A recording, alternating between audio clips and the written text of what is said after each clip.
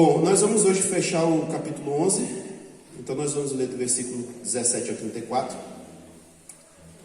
Paulo vai falar sobre a ceia e tem algumas coisas interessantes aqui para a gente meditar.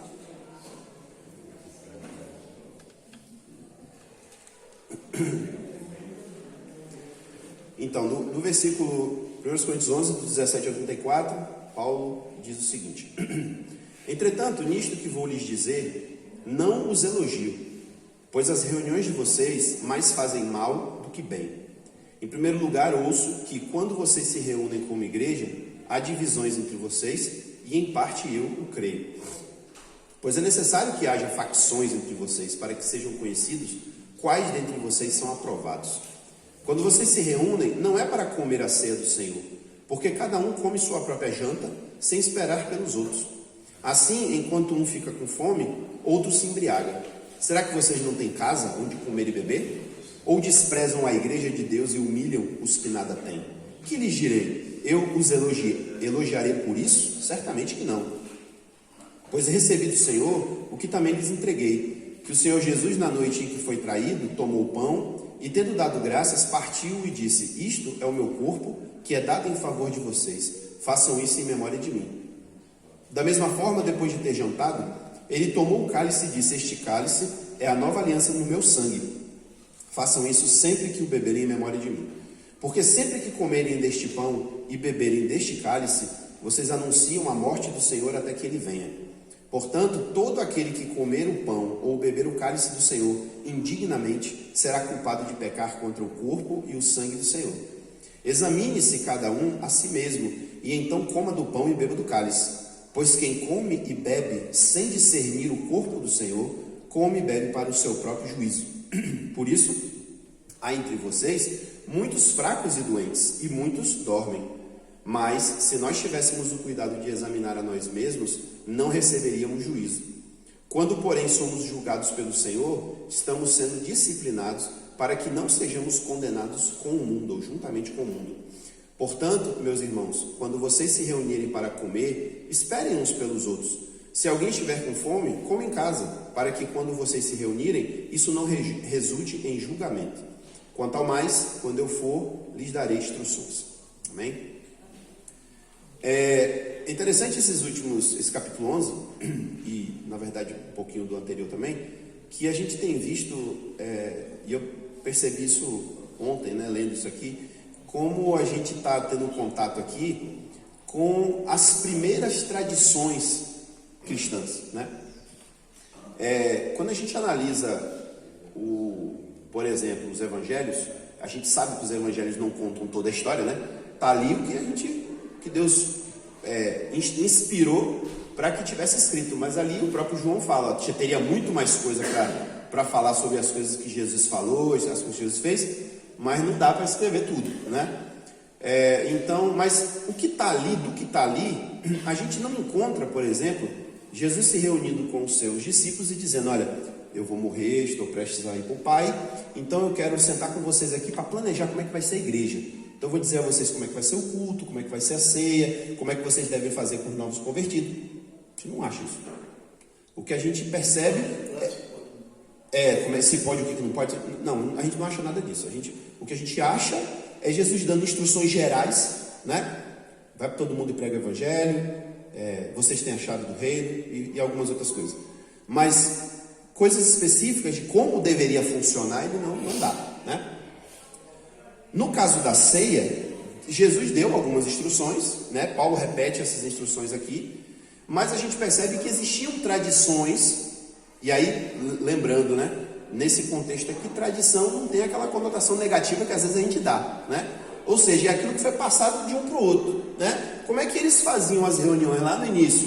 Então isso foi passado de geração em geração, sendo que ainda é uma geração até meio bastante inicial aqui, né? Paulo, talvez, não lembro bem a data, mas Paulo escreve isso aqui no máximo 20 e poucos anos depois da morte de Jesus, 20, 25 anos, né? Então ainda é aquela mesma geração que esteve com Jesus. Mas é interessante a gente observar essas tradições, porque assim, muitas delas a gente não observa mais hoje, né? Por um motivo ou por outro. Depois de 2000 anos, né? A gente sabe que houve algumas rupturas ao longo da história. Nós aqui, Igreja Evangélica Vida Nova, a gente não está seguindo uma tradição que vem de 2000 anos dos apóstolos, né? A gente vem de algumas quebras de tradição, reinício de tradição. E também não acho que a gente obrigatoriamente tenha que voltar a elas, mas é interessante a gente saber, né, dessas tradições e até compreender o porquê que essas coisas aconteciam, né? Por que existiam essas tradições. Então ele começa dizendo, aqui no capítulo 17, de mais um problema que a igreja de Corinto estava vivendo, né? Então ele fala das reuniões daquela igreja. Ele diz: as reuniões de vocês estão fazendo mais mal do que bem. Em outras palavras, as reuniões de vocês não têm sido boas, não têm prestado para nada, na verdade, né? Porque vocês têm feito coisas que têm tirado o propósito da reunião de vocês. Obviamente, quando ele fala de reunião aqui, ele está falando do culto, né? Da reunião da igreja, quando se juntava para louvar, para aprender, para cultuar, né? É disso que ele está falando aqui. E aí ele começa falando do problema. Aqui basicamente são dois problemas. O primeiro problema que ele ressalta aqui aí ele fala isso no versículo 18: ouço que quando vocês se reúnem como igreja, há divisões entre vocês. E em parte eu acredito. Vamos primeiro pensar um pouco sobre isso aqui.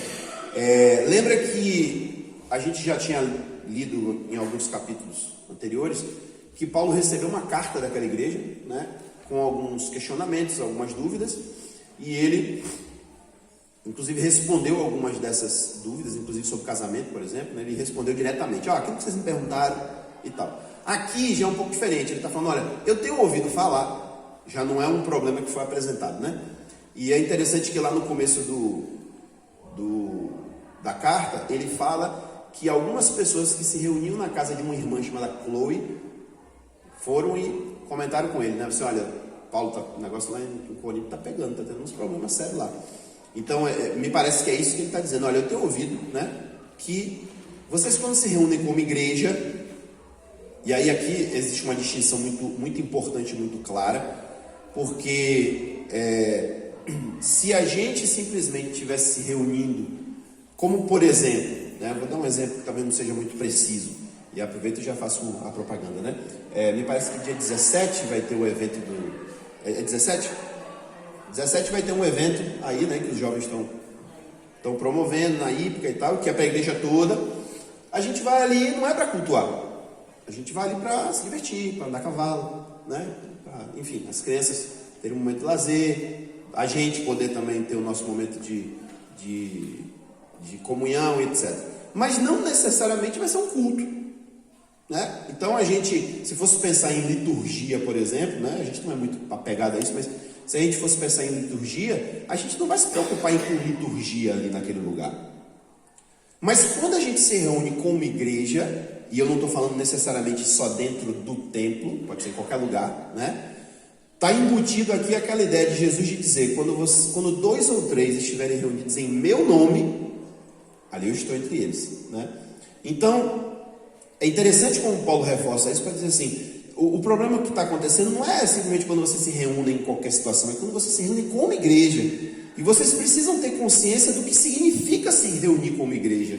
Não é meramente uma reunião, não é meramente um bate-papo, não é meramente... Até quando a gente às vezes faz uma coisa informal na igreja, né? Vamos fazer um estudo de... Como outro dia teve um negócio de criança aqui, né? Vamos fazer aqui eu não lembro bem o que foi, mas uma coisa de instrução, né? Alguém falou uma palestra e tal. A gente está se reunindo como igreja, né? E o exemplo que eu dei, inclusive, foi péssimo, porque a gente também vai estar se reunindo como igreja no dia 17, né? Mas aí ele fala... Quando vocês estão se reunindo como igreja, está havendo divisões entre vocês. E eu acredito que isso seja verdadeiro. Um detalhe aqui interessante é que lá no versículo 11 do capítulo 1, Paulo diz, até foi o que eu citei agora há pouco, ele diz assim: o pessoal da casa de Chloe me disse que está havendo divisões entre vocês. Lá o contexto era de divisões partidárias. Porque logo em seguida ele vai dizer: que história é essa que um está dizendo que é de Paulo, outro é de Apolo, outro é de Jesus, de Pedro? Que loucura é essa? Então ele está falando disso, né? Estava havendo esses partidarismos que no final das contas é quase como se fosse uma divisão denominacional, né? Então, provavelmente o que acontecia ali um dizia, não, eu aprendi o evangelho de Apolo, eu não conheço essa tradição que vocês estão falando aí. O outro, mas eu recebi de Pedro. Pedro é o apóstolo, é o primeiro apóstolo. A minha tradição, ou aquilo que eu acredito, ou que eu defendo, é mais importante do que a sua, que é de Paulo. Paulo veio depois. Era mais ou menos isso que estava acontecendo dentro da igreja. Agora ele está falando de um outro tipo de divisão. Até as palavras gregas são diferentes aqui. Ele vai falar de divisão no sentido, a gente já leu, né? No sentido de que quando a igreja se reunia, eles se separavam. Meio contraditório isso, né? Mas quando eles se reuniam, como se fosse aqui, tinha as panelinhas. Então, a gente vai ver que o principal aqui, na questão da ceia, era o compartilhamento do alimento. Era que existisse uma mesa só. Tipo um junta-panela. Onde todo mundo era para comer junto. Mas o que estava acontecendo? Aí é o que ele vai dizer aqui. Eu vou até falar logo o que ele diz aqui, ó, no versículo 21. Ele fala assim, cada um come sua própria janta. Eu até botei essa palavra janta aqui. Geralmente se traduz como ceia. Ceia significa jantar, né? Então, o que ele está dizendo cada um leva a sua própria comida, está comendo, e o outro que não tem, que não levou nada, não come nada, fica com fome. Era esse tipo de divisão aqui que ele está se referindo, né? E ele até fala, eu em parte eu creio. E a gente até falou isso outro dia, porque é óbvio que das instruções, geralmente a gente ouve muito isso, falar assim, a igreja de Corinto é a igreja mais problemática do Novo Testamento, né? Paulo tem muito pouco a falar bem daquela igreja. Mas quando você lê com cuidado, você vai ver que em muitos momentos Paulo elogia aquela igreja. Só que ele vai atacar o problema. O objetivo da epístola não é contar toda a história da igreja, é ele ir objetivamente nas situações. Então eu entendo até que quando ele fala em parte eu creio, é porque ele sabe que dentro daquela igreja que podia ser, né? Eu acredito que era uma igreja grande, Paulo passou muito tempo ali em Corinto, a igreja cresceu bastante. Ele sabia que existia uma parte da igreja que estava fazendo as coisas certas, mas existia uma parte da igreja que ele já sabia, ele já conhecia, ele já sabia dos dilemas, dos problemas, dos pecados, né? O tipo de gente que estava ali, ele já sabia disso. Então ele fala, em parte eu acredito que isso esteja acontecendo, porque eu sei quem são vocês, eu sei que tem alguns grupos aí que ainda parece que não chegaram lá ainda, né? Ainda estão vivendo uma vida espiritual imatura. Então, aí no 19 ele diz, pois é necessário que haja facções entre vocês, para que sejam conhecidos quais dentre vocês são aprovados. Algumas traduções colocam haja divisões, mas aqui ele ainda usa uma outra palavra, que é uma palavra que a gente até conhece, né? Não vou falar a palavra em grego, mas a transliteração dessa palavra é heresia. Aqui ele está usando essa palavra, né? Se a gente fosse fazer uma tradução literal, que talvez não funcione aqui, mas a gente poderia dizer, é necessário que haja heresias entre vocês, para que sejam conhecidos quais entre vocês são aprovados. Para a gente, heresia tomou um sentido extremamente negativo, eu diria até puramente negativo, né? Quando a gente fala em heresia, a gente não pensa em nada bom, a gente só pensa em coisa ruim. Mas originalmente, a ideia da palavra não é necessariamente ruim. Por exemplo, existia lá no meio do judaísmo os fariseus, os saduceus e alguns outros grupos, né? Esses grupos, eles eram chamados de seitas. Seita ali tem um sentido de partido. A mesma coisa que acontece aqui. Então, assim, não é necessariamente ruim o que Paulo está falando, mas o que ele está dizendo esse tipo de divisão, esse tipo de facção, até ele usa uma palavra mais específica, né? Facções, é um grupo que pensa de um jeito, outro grupo que pensa do outro, dentro da mesma igreja. Então ele fala, é até bom que isso aconteça, mas não porque seja algo positivo, mas é porque acontecendo esse tipo de facção, esse tipo de partidarismo, a gente consegue discernir claramente quem é que está vivendo corretamente e quem está vivendo de forma incorreta, né? É o que ele diz, para que sejam conhecidos quais dentre vocês são aprovados. Tem umas coisas que às vezes a gente fala e a gente ensina, enfim, que é falado na igreja, que principalmente para nossos dias soa às vezes muito negativo, muito ruim, né? Por exemplo, quando a gente fala assim, é um exemplo até bobo, talvez tivessem exemplos melhores, mas quando a gente fala assim, olha, você tem que viver desse jeito aqui, ó. É esse jeito aqui que tem que viver, assim, assim, assim, assim. Aí outro fala, mas eu não penso assim. Não é minha opinião. Então, quando a gente determina um padrão e as pessoas não seguem e a gente condena elas por não seguir, isso soa ruim, né? E eu estou dizendo para nós em geral. Em geral, para nós isso soa ruim. Porque é como que diz assim, você está querendo impor a sua própria coisa? Se o pastor chega aqui na igreja só pode ser assim, assim, assim, assim. Mas o pastor é o quê? O ditador? É igual que está acontecendo agora, né? A despeito aí a exemplo da questão das eleições, o pastor chegar e dizer assim, que isso aconteceu essa semana, saiu uma notícia, né? O pastor assim, se alguém aqui votar em Lula, vai ser excluído da igreja. Pode acontecer isso? Na cabeça dele pode, né?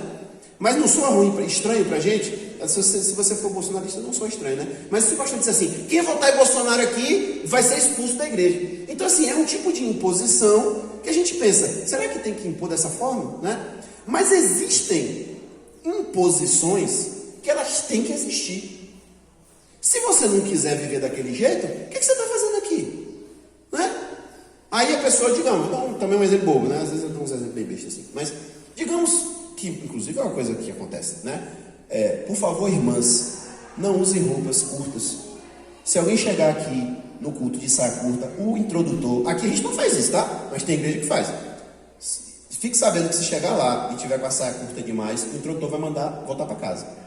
Hoje isso é um problema, a pessoa até processa a igreja por causa de um negócio desse, né? Mas aí eu pergunto, tá errado? Não tem que ter um decoro, não tem que ter um... Vai usar essa coisa lá fora, aqui dentro vai usar para quê? Entendeu? É um exemplo bobo, talvez tenha exemplos melhores, né? De coisas que a gente tem que observar. E Paulo está falando disso, ele está dizendo, irmãos, tem comportamentos que eles têm que ser observados. Então, por exemplo, cabe a gente dar valor a quem tem dinheiro e desprezar quem é pobre? Isso é correto? Então não cabe aqui dentro. Se estiver acontecendo, nesse caso o pastor, né? O pastor tem que chegar para a pessoa e falar assim, o seu comportamento está errado. Ah, mas o senhor não tem direito. Tem, cai fora, vou processar, processo. É assim, acabou. O cara, isso infelizmente tem acontecido muito. O camarada do nada largou a mulher, tá ali com outra, dentro da igreja, como se nada tivesse acontecido. Aí o pastor, vem cá, velho, vamos conversar aqui, que história é essa? Eu não amo mais ela, não. Agora eu quero aquela ali. Assim, então, velho, seu lugar não é aqui. Ou você se conserta, ou você cai fora, seu lugar não é aqui. Por quê? Porque você é melhor ou pior? Não, porque você não está vivendo de acordo. É igual clube, né? Tem uns clubes que tem umas regras. Já falei isso aqui, né? Tem uns clubes de elite que o cara, para entrar, clube de homens principalmente, né? O cara tem que usar um smoker. Se ele chegar lá, ele pode ser um milionário, pode ser Bill Gates. Se ele chegar lá sem um smoker, os caras não deixam entrar, não. Aí eles fazem o quê? Não, o senhor não tem? Eu vou providenciar um pro senhor. Aí ele vai lá dentro, pega um que já tem, dá pro cara. O cara só pode entrar com aquela roupa. Vai processar? Processa. Pra ver se tem alguma coisa. A regra do clube é essa. Não é? A mulher tem que usar véu na cristã no Brasil. Não quero usar véu. Vá para a igreja batista. Aqui tem que usar, acabou. Né? Então, é mais ou menos isso que Paulo está falando. Quando ele está falando aqui de facções, ele, nesse contexto, ele não está falando de questões doutrinárias. Ele está falando de comportamentos. Né? Então, aqueles que não estão vivendo um comportamento correto, não pode ser feito vista grossa. Porque, como ele já disse, Jesus também disse isso em outras situações, um pouco de fermento leveda toda a massa. A gente não pode permitir certas coisas, né? Então, ele prossegue para falar especificamente o problema, né? Então ele diz no versículo 20, eu vou ler o 20 e o 21. Quando vocês se reúnem, não é para comer a ceia do Senhor, porque cada um come a sua própria janta sem esperar pelos outros. Assim, enquanto um fica com fome, outro se embriaga. O que estava acontecendo ali? Aí agora vem a questão do que eu falei da tradição. A nossa tradição atual, no século 21, da ceia, é a gente Se reunir, fazer um culto. Aí o pastor, aí tem aquele negocinho, a gente participou semana passada, né?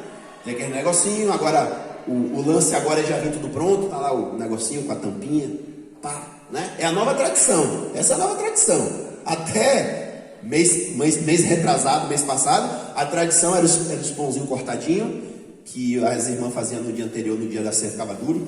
Aí tava ali, aí vinhozinho no copinho, papapá.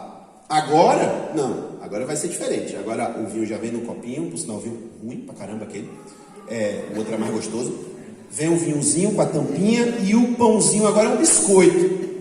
Porque se for pão, estraga, né? A gente inclusive está meio que na pegada agora do judeu, né? O judeu, para a coisa da ceia, da Páscoa, eles usam um pão sem fermento, que como não tem fermento, ele fica parecendo um biscoito. Aquele é sem fermento, né? Nesse ponto achei interessante. E aí a tradição é essa. Mas como é que era lá a tradição deles? A tradição deles primeiro, a ceia acontecia todo domingo à noite. Todos os domingos à noite existe uma ceia. E a ceia, como eu falei, ceia é jantar, né? No nosso linguajar, a gente associa ceia ao que acontece aqui. Mas o termo significa jantar. Por isso, a ceia de Páscoa, a ceia de Natal, o que é a ceia? É um almoço? Não, é um jantar, né? Então era isso que acontecia. Eles faziam um jantar coletivo entre os irmãos. Hã? É uma ideia boa. Se eu aprender a fazer, não vai fazer logo mais cedo, a gente não tinha né? Tinha que cozinhar, né? Mas a comida tem que vir de algum lugar. Lá em casa mesmo a comida não brota da panela, não, é um negócio sério. Então, eles se reuniam para jantar juntos. E aí a gente entende um pouco o contexto, né? Ali do momento, a gente sabe que as divisões de classe ali eram muito exageradas, né? Quem tinha condições tinha, quem não tinha, não tinha. Né? Eu até falei isso outro dia aqui. Fazer uma divisão contando com uma classe média nos tempos dos apóstolos não era complicado. Ou a pessoa tinha ou a pessoa não tinha. Tinha aqueles que tinham muito em excesso, né? Mas existiam aqueles que tinham o suficiente para sobrevivência e existiam aqueles que muitas vezes tinham que mendigar. Também, né? Às vezes até quando se convertia, perdia, né, as coisas. Então, dentro dessa realidade de uma comunidade onde existem pessoas que têm condições e os que não têm, então o que acontecia? Na hora deles se reunirem para esse jantar, quem tinha condições trazia comida. E aquele que não tinha condições ia para comer. Porque não tinha condições de comer, né? Lá na igreja do pastor Alex, no Aprisco, eles fazem um negócio interessante. De quinta-feira, eles fazem um almoço lá, que é assim, todo mundo pode ir, qualquer um pode ir. Quem tem dinheiro ajuda, quem não tem dinheiro vai para comer. De vez em quando aparece um pessoal ali, que anda por ali, por aquela área e tal, e vai lá e come. Ele fala, não se preocupe não, aqui é para você comer mesmo. Agora, se tem condições de ajudar, ajude com alguma coisa, né? E aí eles continuam fazendo, porque tem quem ajude, né? Quem sustente. Então era mais ou menos o que acontecia ali. Eles se reuniam. Agora, o que Paulo está dizendo que estava acontecendo?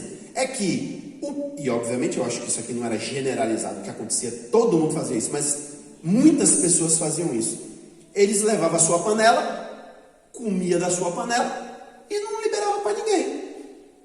Quem não levou não comia nada. E não era nem por dizer, não, você não vai comer da minha panela. É porque comia fora do tempo. Em vez de juntar todo mundo para comer junto, o cara, eu vou adiantar meu lado aqui. Aí comia o dele, bebia o que ele trouxe. Tipo um piquenique, né? O meu é meu, você se vira. Vai mendigar ali na mesa do outro, que aqui eu trouxe pouco. Então, era isso que estava acontecendo, né? Então, é importante a gente entender esse contexto para entender o que Paulo está querendo ensinar para o pessoal aqui. Não era uma ceia como a gente faz hoje. Era diferente, né? E dentro... o pessoal fala isso, né? Eu até procurei uma referência para saber de onde vem essa ideia, mas alguns estudiosos falam isso, né? Que esse momento chamava de ágape, né? Era o momento do amor coletivo, que hoje em dia você falar em amor coletivo tem uma conotação péssima, né? Mas a ideia é justamente um amor nesse sentido, de compartilhar as coisas, de não deixar ninguém passar necessidade, de compartilhar a mesa, né? Ali. A gente não tem de fato uma informação muito precisa a respeito disso, porque na Bíblia aqui no Novo Testamento não especifica essa questão da regularidade, quando é que acontecia. A gente não tem essa informação aqui. E as informações extra-bíblicas, elas também não são muito objetivas, no sentido de dizer, olha, eles fazem isso. Mas existe lá um relato, eu não lembro se eu acho que é um autor, um romano, que ele manda um relato para um imperador, para um governador, alguma coisa assim, para falar sobre os cristãos, porque os cristãos, em determinado momento, estavam começando a incomodar demais, e as pessoas não sabiam o que eram os cristãos. O que é esse negócio de cristão? Não sabia nem quem era Cristo, nunca tinha ouvido falar, porque isso aconteceu lá na Galileia. O cara lá em Roma, às vezes, não sabia o que estava acontecendo. Aí o cara vai relatar o que são os cristãos e o que eles fazem.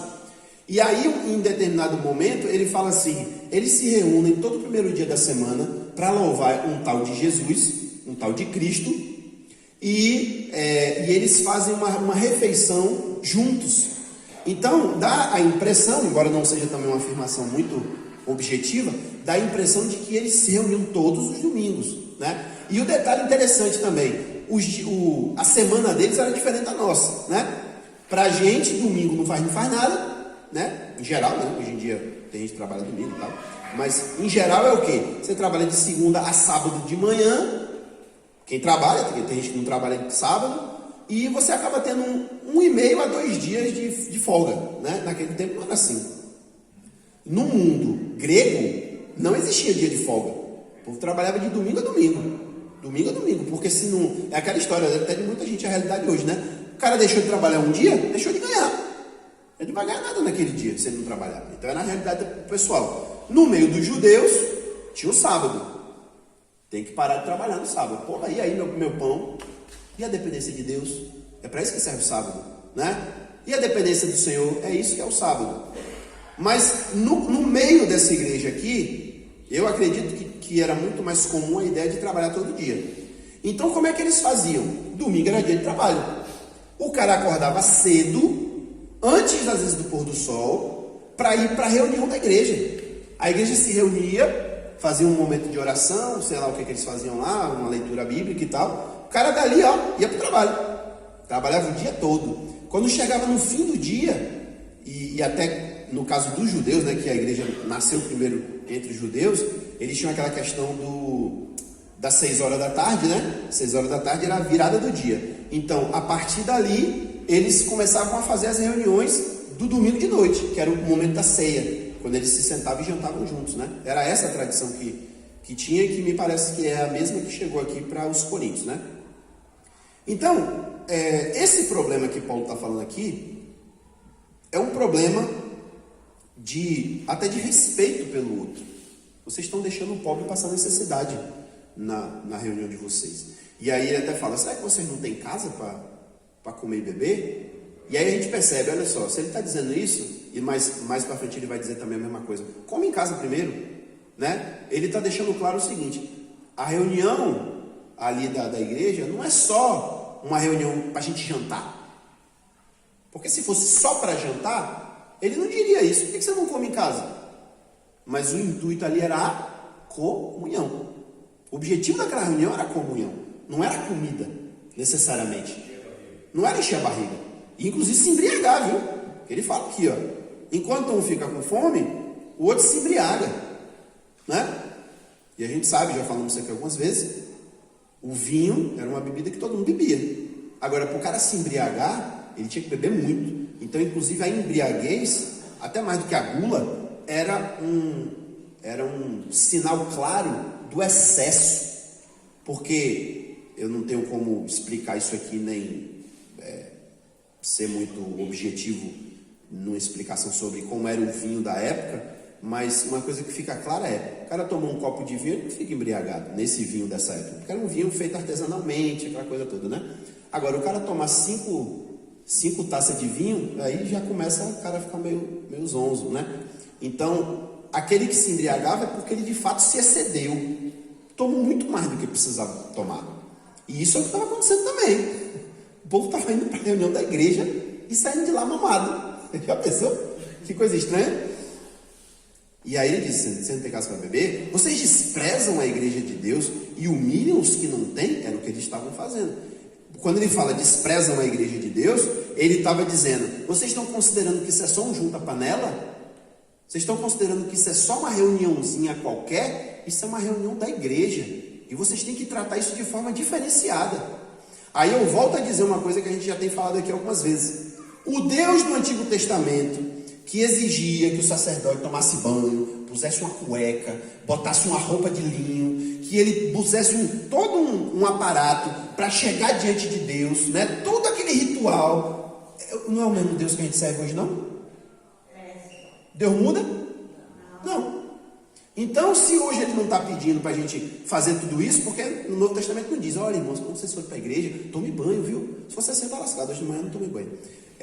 Tome banho, viu? Faça tal coisa, vista uma roupa limpa e tal. Não temos essa prescrição. Mas eu pergunto, e aí eu não estou falando de roupa, eu espero que vocês entendam, né? Não estou falando de banho físico.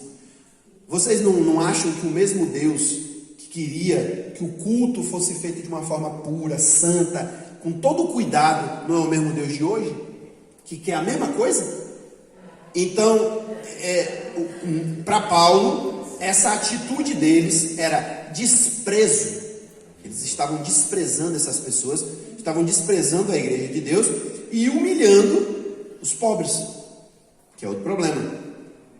Aí no versículo 23 ele já vai começar a falar da ceia. Então aqui, vamos sumarizar. Primeiro problema é que durante o jantar coletivo, as pessoas não estavam valorizando corretamente aquele momento ali e, consequentemente, estavam desprezando os pobres, né? As pessoas necessitadas, elas não estavam sendo bem tratadas ali naquele jantar coletivo.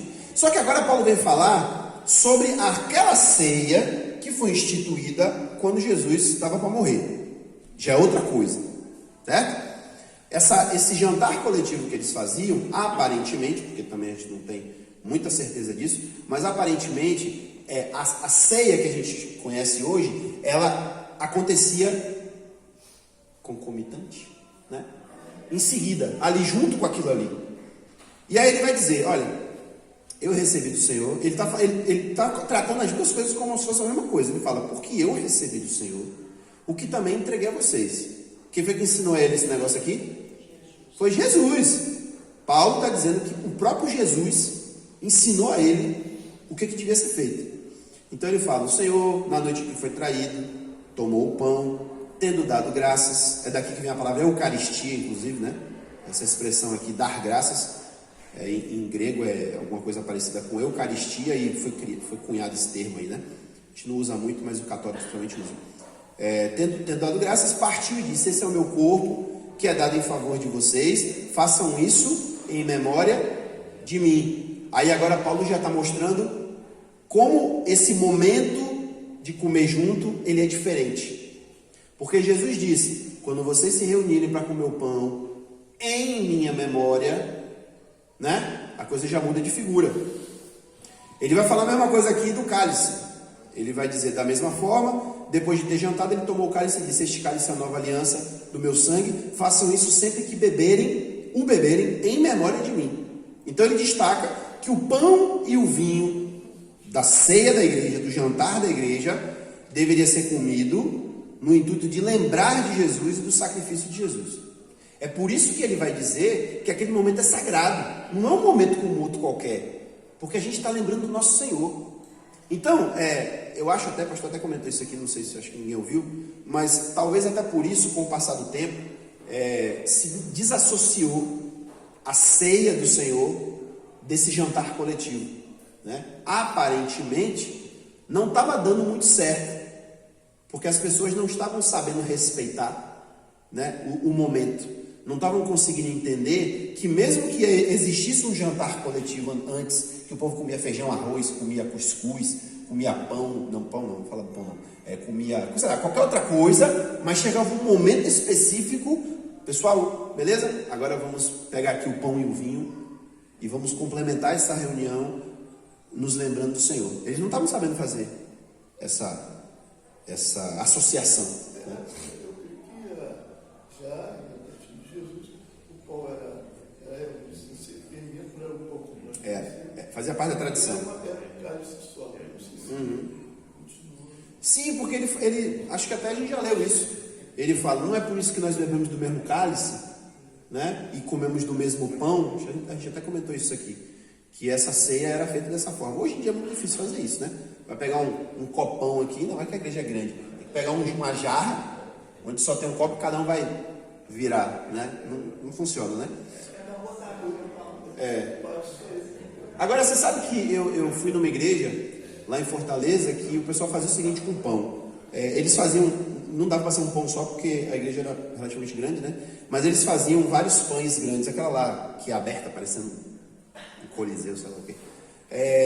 E aí vinha os pedaços de pão e, pelo menos na época lá atrás, eu não lembro, não sei se agora eles continuam fazendo isso, porque a pandemia veio aí, né? Mas o pessoal tirava um pedaço daquele tocão de pão. Cada um ia lá e tirava o seu pedaço, sabe? Interessante. Foi? Não lembro. Lá de lembrar. Então, assim, é aquela história. A gente vive outros tempos, as coisas são um pouco mais complicadas, então até tem gente que fala assim, eu mesmo que não vou comer na ceia, tem que pegar mesmo. O outro pegou ali, eu não vou pegar, tal, não sei o quê. Então, a gente tem, infelizmente, né, a gente tem que se adaptar, não dá pra gente observar tudo. Mas o que é importante aqui é este momento do pão e do vinho era em memória para se lembrar do Senhor. Não era meramente uma refeição, né? E por isso ela tem um caráter diferente, ela tem um caráter especial. E é interessante Paulo falar aqui, isso é um detalhe, tá? Vou abrir um parênteses aqui, não tem muito, não é tão importante para o objetivo principal aqui do texto, mas Paulo fala uma coisa que lá no texto dos evangelhos a gente não tem. Ele diz assim, que o Senhor naquele dia tomou o pão, né, e dividiu, papapá. Aí no versículo 25 ele fala assim, da mesma forma, depois de ter jantado, depois de ter feito a ceia, que naquele dia foi da Páscoa, né, na última ceia foi a ceia da Páscoa, ele tomou o cálice e falou isso aqui. Então, parece que, pelo menos na tradição que Paulo tinha, né, que ele inclusive está dizendo que foi o Senhor que deu a ele, o momento do vinho era depois do jantar. O pão fazia parte do jantar, mas o cálice não. Ele fazia parte de um outro momento, né, posterior ao jantar. Interessante esse detalhezinho aqui, né? Mas talvez por isso ele está juntando as duas coisas. Ele está falando do jantar coletivo, mas ele também está falando da ceia, porque as duas coisas aconteciam ao mesmo tempo, né? E que para a gente é estranho que a gente não faz isso, mas é uma ideia interessante aquele jantar. E lembre-se que a gente comentou há umas 2, 3 semanas atrás, quando Paulo está falando sobre comer alimentos oferecidos aos ídolos. Então ele fala assim, irmãos, eu estou falando essas coisas porque eu não gostaria que vocês se assentassem à mesa dos ídolos. Como é que você vai se assentar na mesa do Senhor e depois você vai se assentar na mesa dos demônios? Então a gente observou o seguinte, quando ele fala se assentar na mesa do Senhor, ele está falando disso aqui. A mesa do Senhor é a ceia. Quando você come o pão e o vinho da ceia, você está assentado à mesa do Senhor, ceando com Ele, lembrando dele, porque aquele pão, inclusive aquele vinho, representam o corpo e o sangue dele, né? Versículo 26. Porque sempre que vocês comerem deste pão, olha a distinção que ele faz, ele não fala simplesmente comer do pão, ele está falando do pão da ceia, né? E beberem deste cálice, vocês anunciam a morte do Senhor até que Ele venha. Qual era o objetivo da ceia? Eu acabei de ler. Anunciar a morte do Senhor até que Ele venha. Quando Ele vier, não vai precisar mais. Mas até que Ele venha, através do momento da ceia, a gente deve anunciar a morte do Senhor. Aí o pastor comentou aqui, acho que vocês do fundo não viram, né? Ele perguntou assim, como é que foi feita essa conversão, né, da Páscoa, da ceia da Páscoa, que foi aquilo que Jesus celebrou ali na última ceia, e essa ceia agora que eles praticam? É óbvio que lá no dia da ceia, da Páscoa, da última ceia de Jesus, ele estando celebrando a Páscoa judaica, ele estava comendo comidas específicas do dia. E a gente tem a informação que confirma que eles estavam comendo um cordeiro. Porque os discípulos perguntam: Senhor, o Senhor quer que a gente prepare o cordeiro da Páscoa para comer aonde? Né? Então, naquele momento ali, com Jesus e os seus discípulos, lá no dia da morte dele, ou melhor, no dia anterior, né? Ele comeu os elementos que a lei mandou. Eles comeram um cordeiro, eles comeram as ervas amargas, eles comeram um pão sem fermento, certo? Mas Jesus diz: olha, a partir de agora, todas as vezes que vocês se reunirem para partir o pão, e isso é importante, isso que Jesus fala. Jesus não diz assim: olha, todo primeiro domingo do mês, vocês devem se reunir, pegar pão e vinho e fazer em memória de mim. Ele não fala isso. Ele fala assim, exatamente o que Paulo está dizendo aqui: todas as vezes que vocês se reunirem para partir o pão, vocês juntos, não é você dentro da sua casa sozinho, quando vocês se reunirem para partir o pão e partir o pão, né, no caso, partilhar a comida, lembrem-se de mim. Então é por isso que uma coisa estava associada à outra, né? Uma coisa é você jantar sozinho na sua casa, outra coisa é você jantar com a igreja. E no momento do jantar da igreja, a gente vai lembrar do Senhor. Aí, o que é interessante da conexão, né, entre a Páscoa judaica, a ceia, né, da Páscoa, e a ceia da igreja, é que lá a ceia da Páscoa lembrava a saída do povo do Egito, e especificamente o momento em que o anjo da morte passou, ele viu o sangue do cordeiro e ele passou por cima. Já falamos isso aqui. Páscoa significa literalmente passar por cima. Então a ceia de Páscoa, embora esteja embutido aí a saída do povo, a dificuldade, porque saiu rápido, não sei o quê, mas o ponto central, o principal, a espinha dorsal da ceia de Páscoa é lembrar do anjo da morte que passou por cima da casa dos israelitas, porque o sangue do cordeiro estava ali. Um cordeiro foi imolado para que o anjo da morte passasse por cima. Aí Jesus diz: quando vocês se reunirem para fazer isso aqui que a gente está fazendo hoje, vocês vão se reunir constantemente para fazer isso, quando vocês se reunirem, se lembrem de mim. Aí Paulo vem e complementa: lembrar dele como? Só lembrar: poxa, Jesus era um cara tão legal, vamos nos lembrar, né, daqueles momentos agradáveis que nós passamos com Jesus, vamos nos lembrar dos ensinamentos. Não era isso. Eles, quando se reuniam na ceia, eles lembravam do derramamento do sangue de Jesus e do corpo dele que foi entregue por nós. Era muito específico o objetivo da ceia. Era para lembrar da morte do Senhor. É por isso que ele diz: quando vocês bebem desse pão e tomam desse cálice, vocês estão anunciando, proclamando. Ele não usa essa palavra aqui, mas eu acho que na mente de Paulo ele poderia dizer: vocês estão evangelizando o mundo, falando sobre a morte do Senhor. Então tem conexão com a Páscoa? Tem, toda. Porque lá eles estavam se lembrando do cordeiro que foi imolado para livrar eles da destruição. E agora Paulo está dizendo: a gente também se reúne para lembrar do derramamento do sangue do cordeiro. E uma coisa, um detalhe a mais, é assim: dentro da igreja existiam, e ainda existe, né, judeus e gentios. Os judeus, eles se lembram da libertação, né, que Deus providenciou para eles lá no Êxodo, toda a Páscoa. Eles têm esse dia, e eles continuam celebrando. E os judeus aqui do tempo de Paulo também celebravam, né? Os judeus cristãos. Só que agora vem Jesus e fala: eu vou dar um outro memorial a vocês. Esse memorial é para vocês se lembrarem do que eu fiz, porque eu cumpri a característica profética da Páscoa, né? A Páscoa tem um sentido histórico, mas ela tem um sentido profético. E se não fosse assim, Jesus não teria morrido no dia da Páscoa. Jesus podia ter morrido qualquer dia. Não, ele teve que morrer no dia da Páscoa. E tem uns estudos aí interessantes que mostram que toda a preparação para a Páscoa, Jesus viveu. Até a preparação, até o dia que o sacerdote ia lá. Detalhe, sabe onde é que o sacerdote ia para buscar o cordeiro? Em Belém. Os rebanhos que eram usados na Páscoa, eu vi isso outro dia, eu não sabia, um judeu falando, ele dizendo, um judeu messiânico, né? Os rebanhos que eram usados no templo, eles eram apacentados em Belém. E aí o cordeiro ia em Belém para pegar o sacerdote. Ia para pegar o cordeiro, se não me engano, uma semana antes. E esse cordeiro era apresentado a Deus, dizendo: ó Senhor, esse aqui é o cordeiro, a gente já escolheu o cordeiro. Jesus entra em Jerusalém uma semana antes, se apresentando a Israel. Tem um monte de paralelo. Por quê? Porque Jesus não estava fazendo uma coisa aleatória. Jesus estava cumprindo uma característica profética daquela festa, né?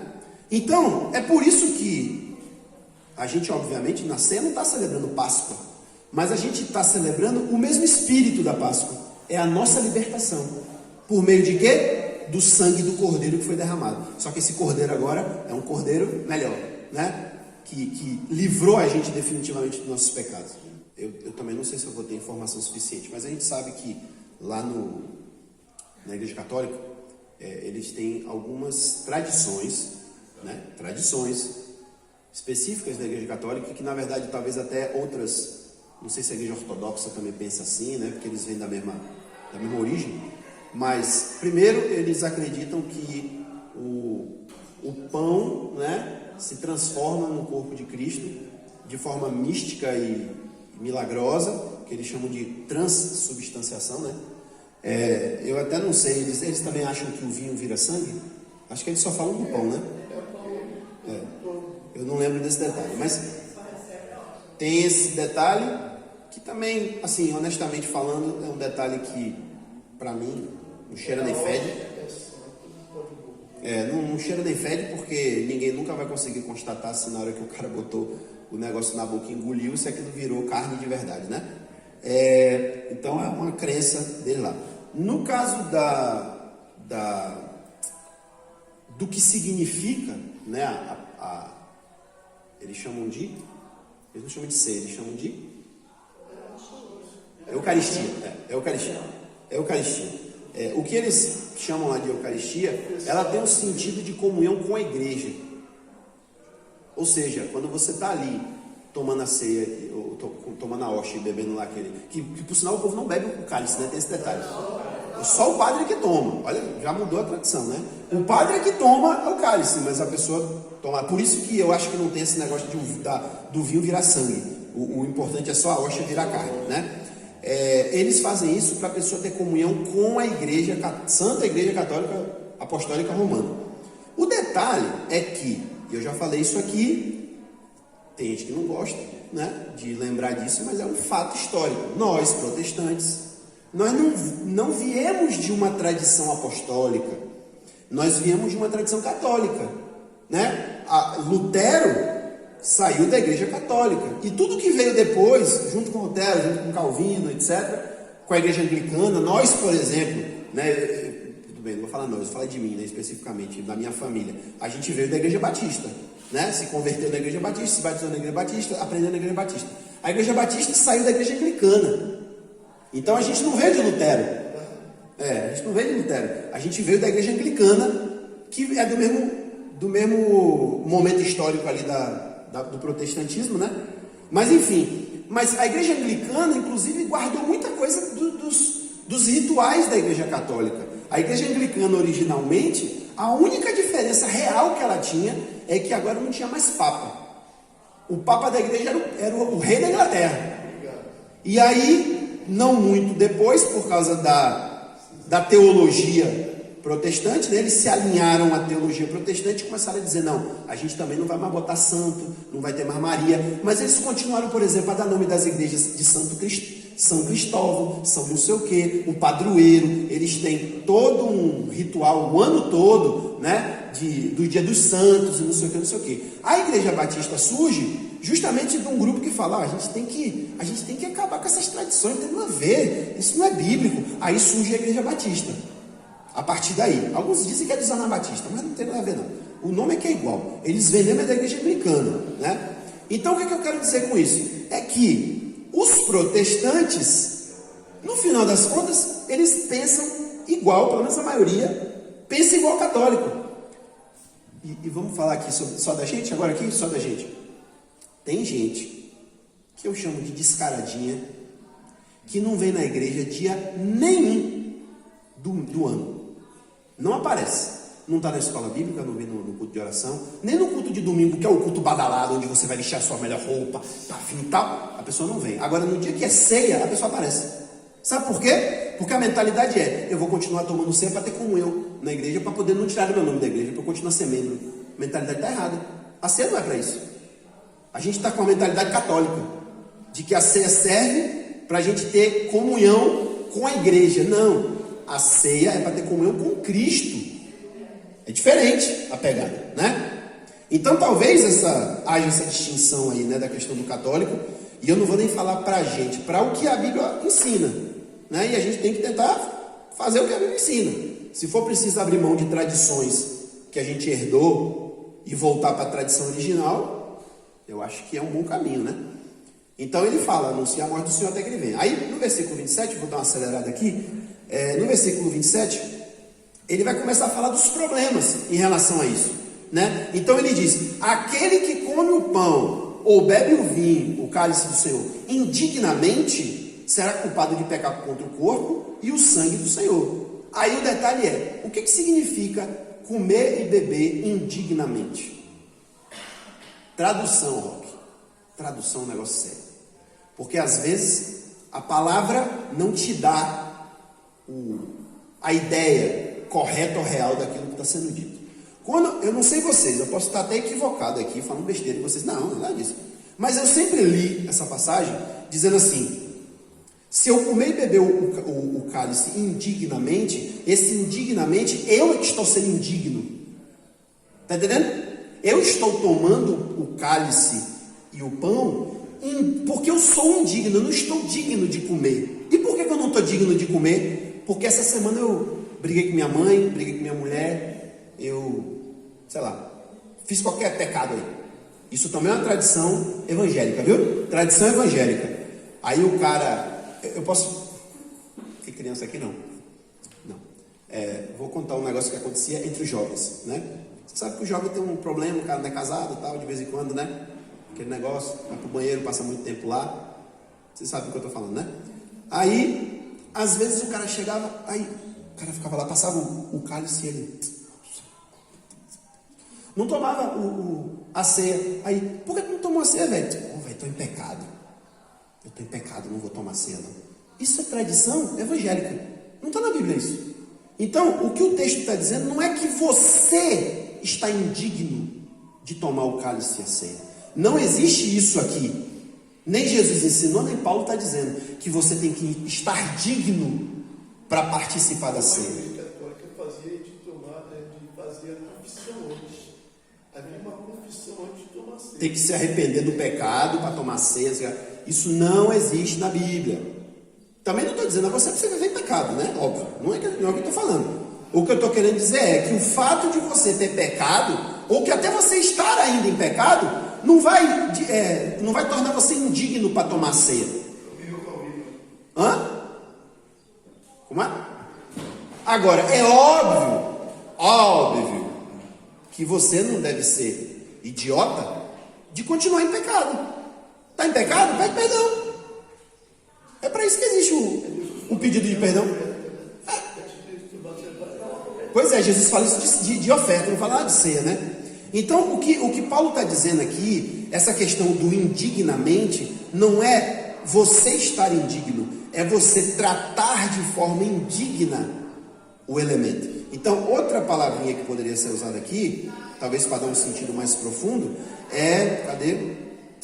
E até a palavra grega, não sei lá qual é, ela dá essa possibilidade.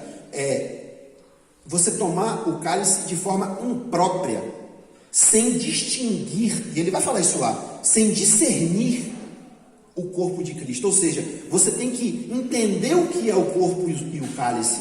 Você tem que entender que aquilo é santo, que aquilo é representativo do corpo e do sangue de Jesus. Não é meramente um pão, não é meramente um copo de vinho ou de suco, né? Então é isso que ele está falando. Do momento que você trata o pão e o cálice de forma indigna, você que está tornando aquilo indigno. Porque você está, não, é só um pedaço de pão. Não é só um pedaço de pão, é o corpo de Cristo. Não, é só um copo de suco de uva, senão está ruim o suco de uva. Não, aquilo ali é o sangue, representa o sangue de Cristo. É isso que ele está falando. de não dar distinção e a dignidade que aqueles elementos têm, né? Então ele fala, se você não trata o pão e o vinho como elementos sagrados de uma comunhão com Deus, você se torna culpado de pecado. E que pecado é esse?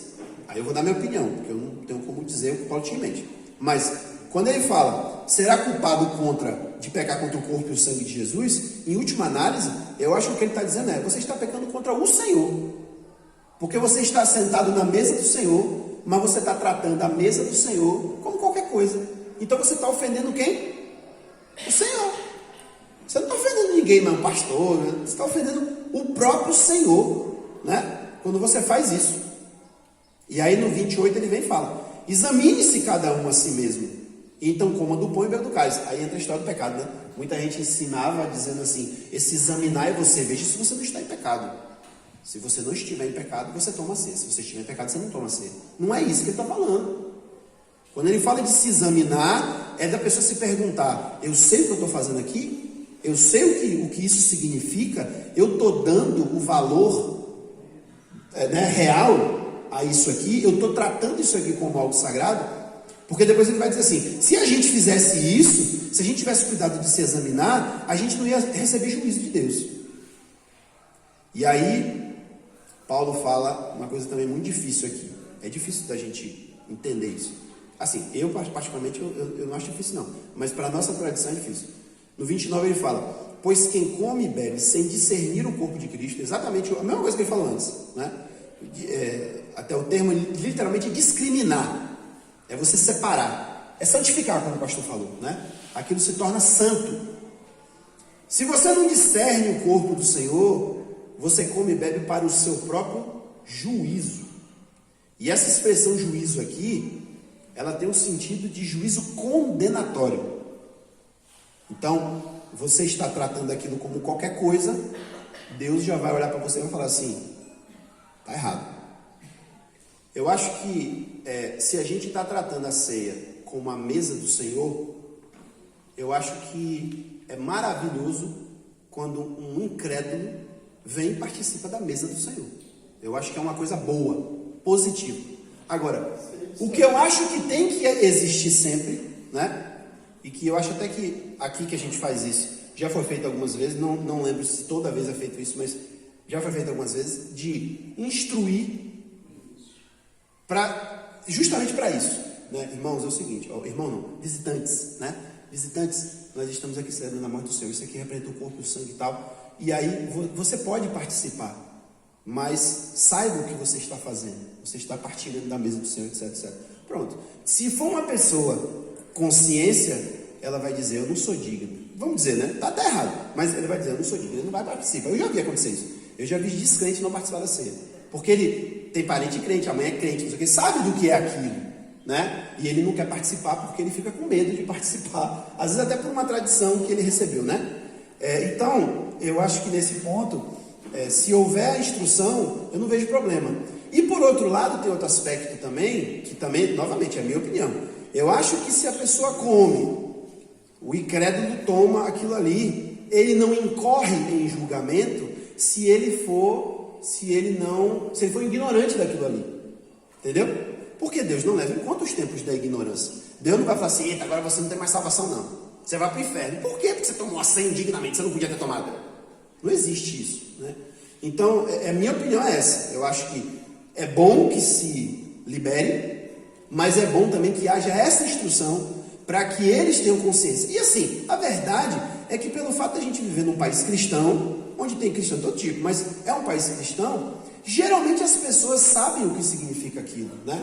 Então, às vezes a pessoa até tem uma tradição católica e tal, de repente até pensa assim, que interessante, aqui a gente toma o suco, o vinho, lá na igreja católica não toma, né? O cara até se empolga de tomar, porque assim, aqui eu estou participando de verdade, lá o cara só bota na língua e tchau, aqui não é outra coisa. Então eu acho, minha opinião, né? Eu acho que a grande maioria das pessoas, elas têm essa consciência, mas eventualmente pode ter alguém que não tenha, né? E que toma de qualquer jeito, mas é como a irmã Lídia falou, também pode ter crente da própria igreja, de outra igreja, que também está tomando da forma errada. Então é por isso que a instrução deve sempre ser dada, é por isso até que existe uma certa liturgia, né? no momento da ceia, para que fique muito claro o que a gente está fazendo aqui. Eu vou ser sincero, eu sou meio impaciente, e às vezes eu falei assim, meu pai tinha que ficar repetindo essa toda a ceia, a gente não sabe o que é, mas é bom que se repita mesmo, porque para ter sempre na consciência, lembrem-se do que nós estamos fazendo aqui, lembrem-se do que isso significa, né? Então, se houver isso, legal. Agora, se for um negócio de qualquer jeito, aí eu acho que pode ficar meio complicado, né? Ele vai dizer, eu vou ler aqui do 30 até o 32, ele diz assim: por isso há entre vocês muitos fracos e doentes e muitos dormem, mas se nós tivéssemos o cuidado de examinar nós mesmos, não receberíamos juízo. Quando, porém, somos julgados pelo Senhor, estamos sendo disciplinados para que não sejamos condenados com o mundo. Então, observe, apesar de ter essa questão do que foi levantado aí, essa instrução de Paulo é para os crentes, né? Ele não está nem incluindo descrente aqui. Eu tendo a achar, pastor, não tenho essa informação, que a ceia lá era restrita só para o pessoal da igreja, até porque tinha essa complicação, né? A ideia é trazer comida. Então, você vai trazer comida e vai deixar as portas abertas para quem quiser aparecer comer, não vai sobrar nada para ninguém. Então, eu acho que especificamente esse momento da ceia era um momento restrito, mas enfim, não tenho essa informação.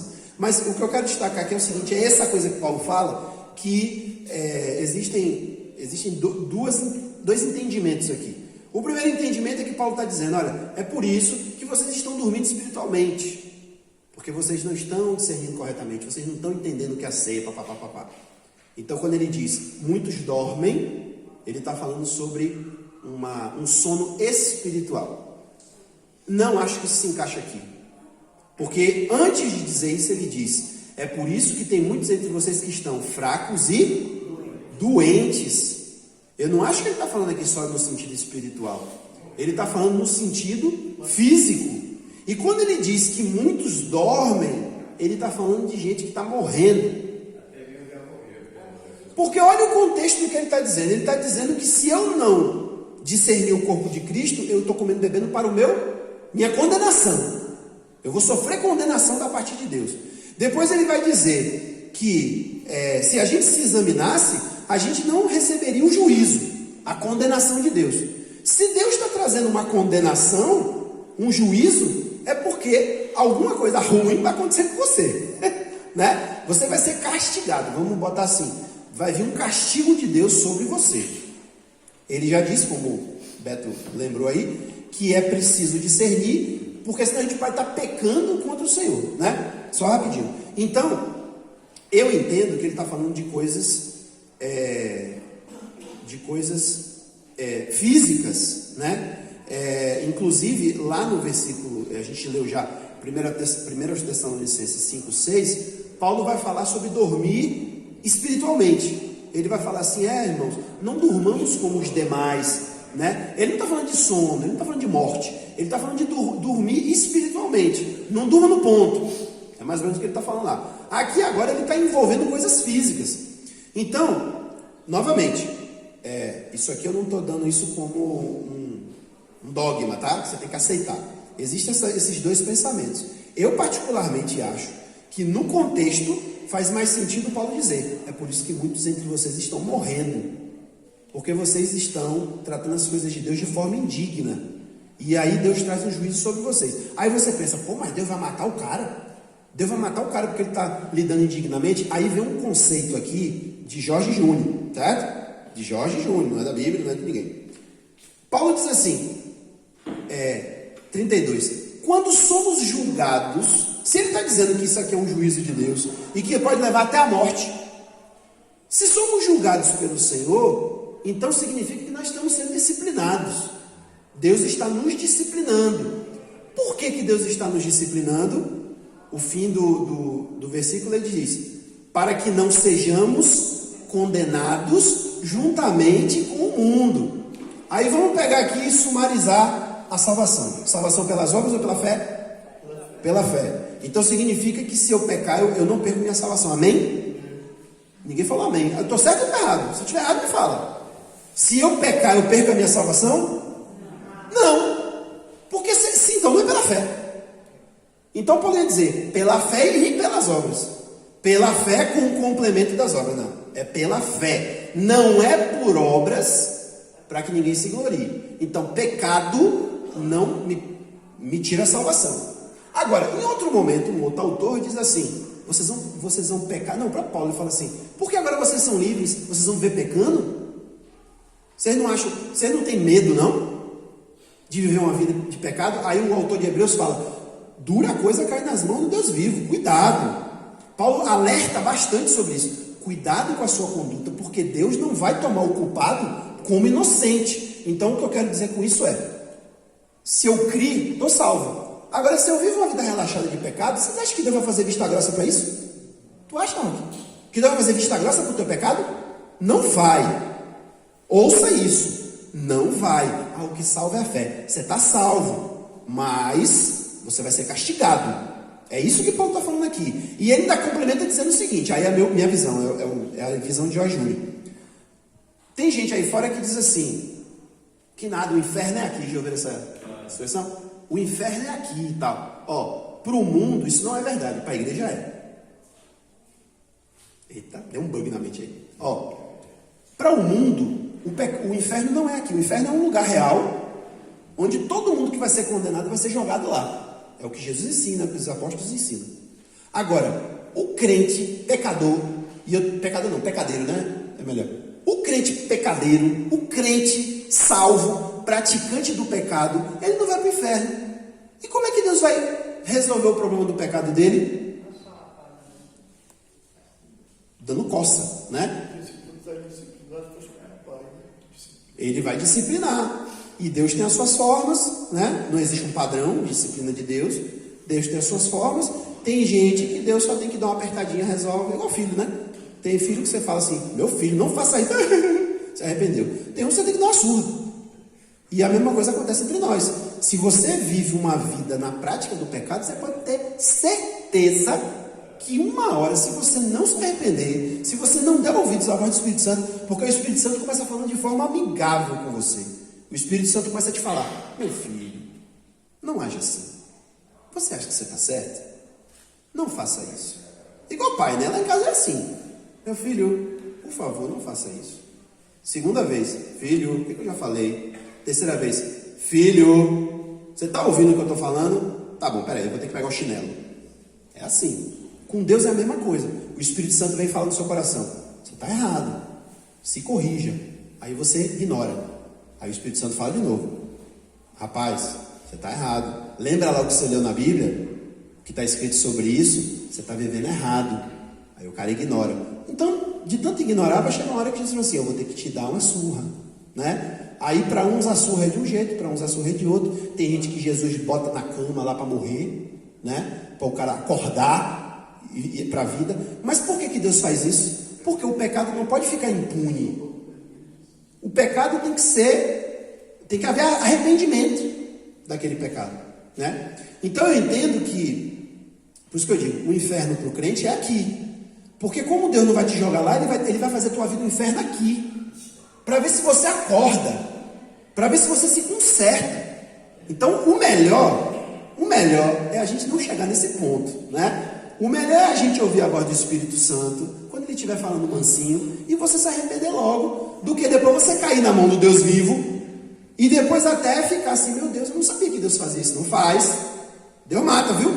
Deus mata sim. Peraí, seu irmão, fala ali rapidinho. Partindo desse ponto de vista, como então se comporta o crente rebelde?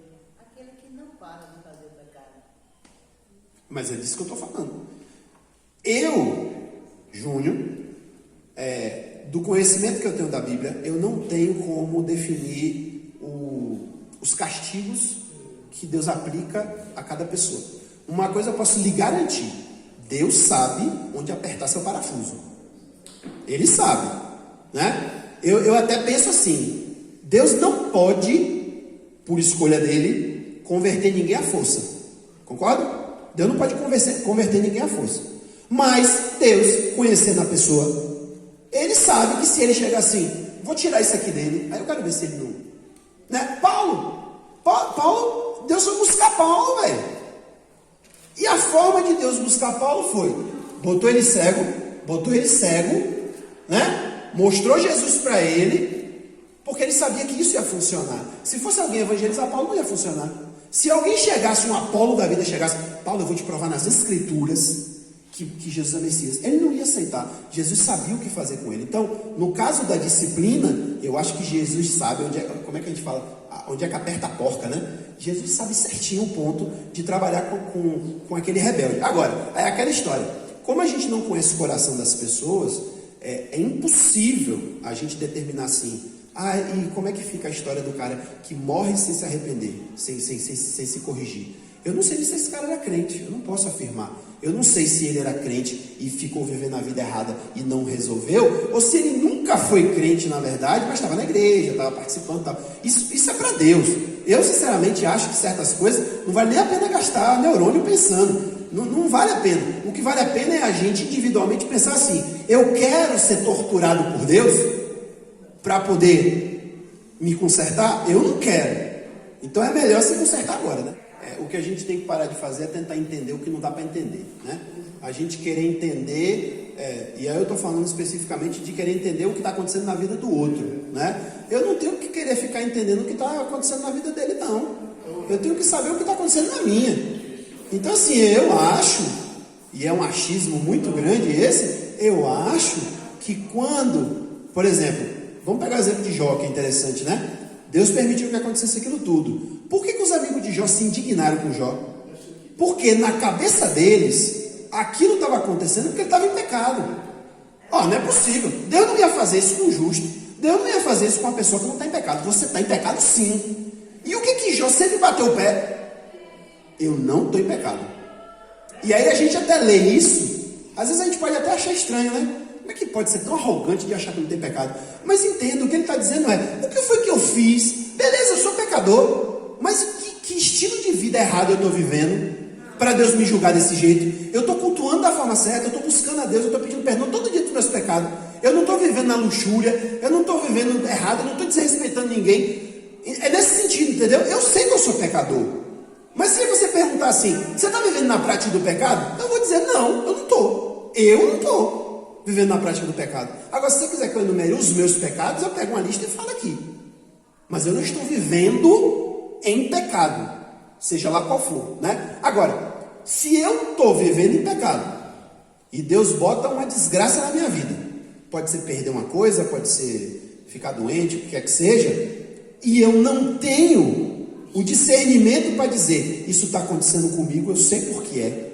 Quer ver um exemplo? Nem é tão extremo. Eu conheci uma pessoa que ela tinha um chamado pastoral. Um dia Deus revelou a ele, falou assim, olha, você vai ser pastor e tal. E ele não queria de jeito nenhum ser pastor. E ele fugia disso aí, mas ele fugia igual o diabo foge da cruz. Não é meu caso, tá? Não estou falando de mim não. Mas ele fugia. Aí, sabe o que aconteceu com esse cara? Ele hoje é pastor. Sabe o que aconteceu com esse cara? Um negócio interessante. Ele tinha terrores noturnos. Ele passou a ter terrores noturnos. Ele, pra você ter noção, ele não conseguia dormir sozinho. Era um cara, ele era mais velho do que eu, ele é mais velho do que eu. Na época, eu tinha 20 e poucos anos, ele devia já ter os seus 35. Ele ficava com medo de dormir sozinho. Tinha épocas que ele tinha que dormir sozinho, não tem jeito, né? Um homem de 35 anos pedindo para os outros dormir, né? Mas, por exemplo, ele já dormiu lá junto com a gente numa casa, e de vez em quando ele catava alguém do lado quando ele acordava de noite, porque ele tinha terrores noturnos. Aí um dia aconteceu uma situação estranha, né? Que justamente isso. A gente estava dormindo todo mundo junto e ele de noite agarrou o cara do lado assim. Aí depois ele chegou pro cara até, e era amigo, era gente próxima mesmo. Aí ele falou assim, velho, só para tu não pensar mal de mim, eu te agarrei porque, aí contou a história toda, eu tenho terrores noturnos, já tem não sei quantos anos, e eu sei por que é que isso acontece comigo. Aí por quê? Porque eu tenho um chamado para ser pastor e eu não estou ouvindo. Aí a gente falou assim, então velho, ouve. Então ouve. Aí ele, não velho, não é tão simples assim não. Do tempo que ele contou essa história, ainda passou coisa de 5 anos ele vivendo essa situação, porque ele não queria. E Deus estava forçando ele, dizendo, você vai. Você não se manda. Quem manda você sou eu, rapaz.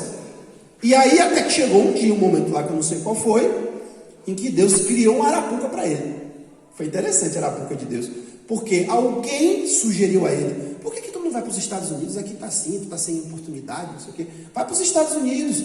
Aí ele, eu vou, mas não tenho como ir. Aí alguém falou, cara, fazer igual a minha cunhada falou outro dia, vem para os Estados Unidos, você vai fazer o que nos Estados Unidos? tenta ir uma bolsa no seminário. Eu não quero fazer seminário nos Estados Unidos, mas tem gente que faz para poder conseguir ir, né? Ele foi nessa pegada. Ele falou, uma boa, eu acho que eu vou tentar uma bolsa no seminário de Dallas para conseguir um visto fácil. Mas ele não queria fazer seminário em Dallas. Ele queria ir para os Estados Unidos, que tinha um parente dele morando lá e tal. A arapuca de Deus foi essa. Deus providenciou a ida dele de forma milagrosa para os Estados Unidos.